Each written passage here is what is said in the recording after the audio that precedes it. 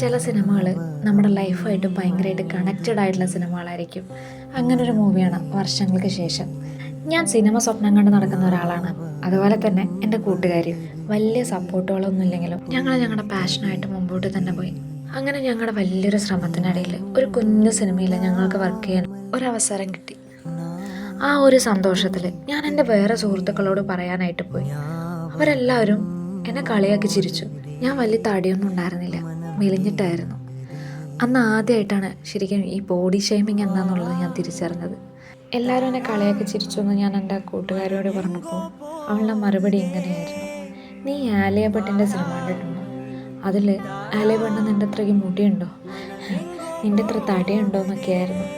എല്ലാവരും കളിയാക്കി ചിരിക്കുന്ന പോലെ അവൾ എന്നെ കളിയാക്കി ചിരിച്ചില്ല. വീണ്ടും ഞങ്ങളുടെ സിനിമ എന്നുള്ള സ്വപ്നത്തിലേക്ക് ഞങ്ങൾ നടന്നുകൊണ്ടേയിരുന്നു. പെട്ടെന്ന് ഈ വർഷങ്ങൾക്ക് ശേഷം എന്നുള്ള മൂവി കണ്ടപ്പോൾ ശരിക്കും എനിക്ക് ഞങ്ങളെ തന്നെയാണ് ഞങ്ങൾക്ക് കാണാൻ പറ്റിയത്. അതുപോലെ നിങ്ങളുടെ ലൈഫുമായിട്ട് നിങ്ങൾക്ക് കണക്റ്റായി എന്ന് തോന്നുന്ന ആ സിനിമ ഏതാണെന്ന് കമൻറ്റ് ചെയ്യണം കേട്ടോ.